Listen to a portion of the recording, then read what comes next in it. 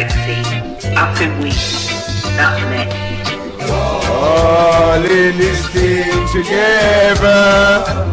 We gotta work this out. Galaxy Radio. Work this out. When I say OTEP, it's like, who understand what I mean when I say OTEP? Who understand what I mean when I say OTEP? You understand what it means? Well, I mean, I know there was one of the ancient Egyptian gods, his name Imhotep, but that's as far as I know. Well, OTEP means peace. It's the most ancient of language that is to do with I and I as Asian African people, OTEP. Every other language we use outside here is bastardized version. But these are the original, and sometimes we curse ourselves and don't even know when we use certain greetings and certain things outside here. Our ancestors, you see, we are people who is very spiritual. We are predominantly governed through the right hemisphere of our brain. Scientists is now saying that you have the left hemisphere of the brain and you have the right hemisphere of the brain. They're saying that the left hemisphere of the brain deals with copying things, material, everyday running, that type of thing. And the right hemisphere of the brain deals with spiritual, God, creation, invention, improvisation, music.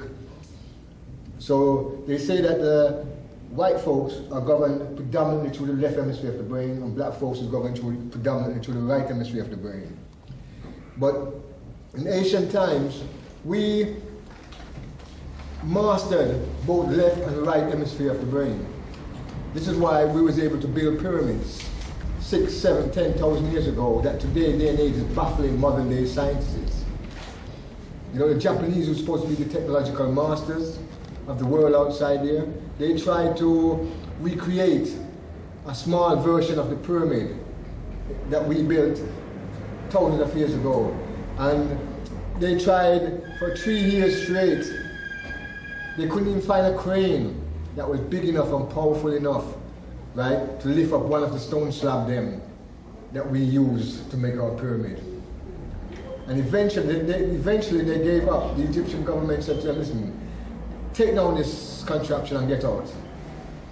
Because you're making our place look like it's a joke, right? Their pyramid that they tried to build went that way, it went that way, it went everywhere except perfectly like how we built it. And what they said is that they didn't have instruments that was fine enough, tuned, to actually take that type of measurement to be that precise. So, no, they haven't got that, but yet still 10,000 years ago, we had it. These are the type of questions we need to start asking ourselves. Why is it that we have fallen from grace? Why is it that we have fallen from having those type of understanding, right? That we could actually move slabs of stone that is 20, 40, 50, 60 tons, right? From 800 miles, 900 miles and bring them down into Egypt. Right, from the Nile Valley. We didn't have cranes and things like that, but we done it. How did we do it? These things are baffling modern day scientists, white, Indian, Chinese, Japanese, whatever. But we don't even know about it, much less for it to even baffle we. And it is us, our great ancestors, that made these things. Now, we even have 10,000-year-old calendar. I mean, the first calendar that was ever made, right? 10,000-year-old. I mean, do you understand what it means to make a calendar? You've got to look into the universe, right? And you've got to map the rotation of the moon, right? And different planets going around the sun. For how much years? So that you can directly know exactly what formation, how many days, how many hours in a day, how many days in a week, how many weeks in a month, how many months in the year. Do you understand me? 10,000 years ago, the first oldest calendar that they found, we made it. And it's the same one that they're moving now. All they've done is they've added 2 or 3 days to it. But it's precisely the same. We haven't added nothing to it. We still use it. In Ethiopia, we have 13 months, right? And at 13 months, we have 12 months of 30 days right? And we have 1 month of, I think it's about 5 or 6 days, right? So it's 13 months we actually have, which is coming from the very first calendar that we made. We always haven't changed till now. Do you understand what I'm saying to you? So these are the type of things we need to look at to understand, to even start to even rebuggle our mind to understand where it is we are coming from. Because if we don't know these type of things, we will dwell now into the situation that these people have defined for us. I explained to you last week what power is. A lot of people out there look, they want power. They think having money is power. They think having position in a workplace is power. They don't really realize that power really is having the ability to define reality. That is what power really is. And if you don't know that, and if you haven't got that ability to define reality, you have no power. You know, you can search from kingdom come for how much money. At the end of the day, you still won't have no power. You understand? You can pray to Master God from here till next 10,000 years. You're still not going to have no power. You understand me? Power is the ability to define reality. Even if you are a Christian and say you're a good Christian and you believe in it, unless you have the ability to get access to the information, right, that you need to make you understand what reality is about that religious organization that you believe in. You have no power in it. You're just a sheep. You're just something that is being led and you follow, right? Especially if they've got a good talker, a charismatic person. You know, the type of person that, you remember that Waco incident situation? Where they had this white guy who looked like, who had a long beard, looked like Jesus Christ, white beard and long hair, like the Jesus Christ that they put inside the Bible and so forth, and came and said, yes, him is the new Messiah. You know how much black people was involved in that? You understand me? They were prepared psychologically. They had no power. You understand me? They were prepared to believe, right, in the image. And the image that was presented to them was the image that Michelangelo painted on the Sistine Chapel in Rome. And that image that he painted was an image using his uncle, right, as Joseph. Using his auntie, who was an old drunkard. It's in history, right? They would use a drunken all over, right? It says so in history. After she had 2 drinks, she was everybody and anybody, right? No, he used her as Mary, and his cousin he used as Jesus. Now that image is the image that most of you grew up with, seen right within your church, in your Bibles, on the walls, outside. Every time you hear them talk about superstar, Jesus, that's the image you see. Right? So you have been prepared psychologically, right, to accept this image. So when somebody of this image come along now, you understand me, and they utter the right word, right, that you've been used to us in your Bible, and so automatically you're ready for drop on your knee and feel, say, well, yes, I wonder if Master come now. And you know what I mean? I've been preparing for Master for quite a long time. Do you understand what I'm saying to you? These are the things that we need to look at. Because a lot of us outside here, because we don't know and don't know that we don't know who we are, right? And because we have no power, because we do not have the ability to define reality, we become victims. You know, Jonestown massacre in Guyana, where X amount of black people, right, was led by Jones to Guyana, right, as a good Christian, waiting for God, until they committed suicide.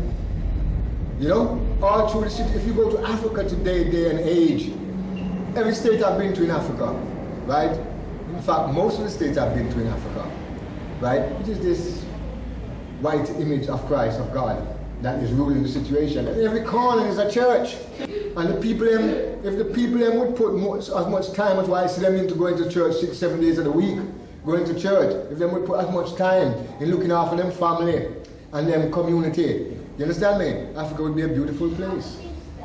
So these are the things that we need to understand. What's affecting us outside here at the present moment, right? Things that realistically is out of our control. Because we don't control the people who control Christianity or the religious situation. If we say in Christianity, right, it is Vatican control, Church of England control, the so-called newborn one, them have church of this, church of that, right, where it says predominantly black outside. It's not really black, because the head office is in Santiago, in California. And if you look at the white organization, you understand me, that your 10% of money each week is going to, right, and what they're doing with that 10%, you'll be shocked. Again, because we don't know and don't know that we don't know, right, we become very vulnerable. And this is why we're in the state that we're in now. So we need to get real. You know, these are the things, that's why you're here. That's why when Brother Abdul spoke to me and said, yes, he would like us to try and do a program in this area, right? It is to impart certain information to the brothers and sisters. Because at the end of the day, information, right, is power. Who have access to information have access to power. You don't have access to information, you have access to no power. And you better believe that. Right? At the end of the day, I am not saying to you, first and foremost, that there isn't a God. Because the very conception of God and the idea of God coming from us. We have to be real. When you talk about God outside, if you look, when I came into this country as a youth, and my father took me to church, when I went into the church, after I'm inside, they tell me, Simia, get what you know, after 10 moments, every minute I get a slap for wake up. Dead business, dopey business. You understand what I'm saying to you? No life in it at all. That is my personal experience as a youth. Now look what's happened now. The church has gone full cycle.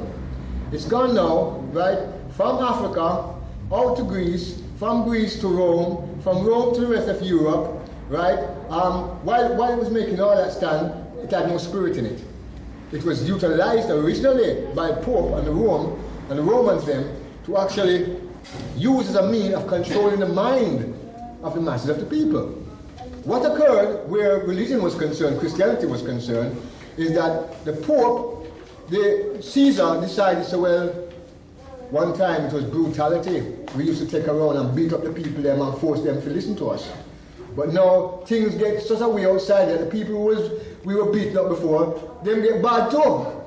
You understand me? So it's only time before they're going to end up rebel and beat we up. So what we need to do is we need to organize something. And when them look, them found in Africa, this thing called religion was something that the people them, when them say praying time, the people them submit and go on there. Right? So them say, yes, this is the thing that they want to use. So what them do now, them change Caesar from being, right, the so-called controller and put him become the Pope. The House of Senate now, the senators and those people now become archbishop, priests, vicars. You know what I mean? This is the Jesuit priest. If you know who the Jesuit priesthood is, right? These are the people who was yesterday's centurions, who went on and if you're not listening to what Rome say, right, them organized to come in and attack you and kill you. They're doing the same thing now. If you have a black church outside that's truly dealing with blackness, right, the Jesuit priest will come in and you say like a white man come in, and when him come in there, it's like him coming there all humble and meeky and nice and right? And next thing you know, you want to know, boy, we need some money for this so and so, and oh, we're going to get it. Brothers and sisters, you've seen him come, he said, yes, there's an organization over there that he knows that can, everything what you need, him just happen to have the right answer at the right time. You understand me? And you become so dependent on him, you understand? Because, oh, this is a godsend. Right? That time, him looking with a plug there for draw, the plug to everything gone down the drain. That is what the Jesuit priest situation is about there. You understand what I'm saying to you? So, we are facing all these type of people outside there, and yet still, we are so vulnerable because, as you said, God, we want to drop down on your knees immediately. I mean, you notice how when Saturday morning come, Sunday morning, I am days in the week, and the front door, I'm a Jehovah's Witness, I found the Lord, as if he was lost. The only anti-colonial virus station, the only de-brainwashing station, Galaxy, Afiwe.net.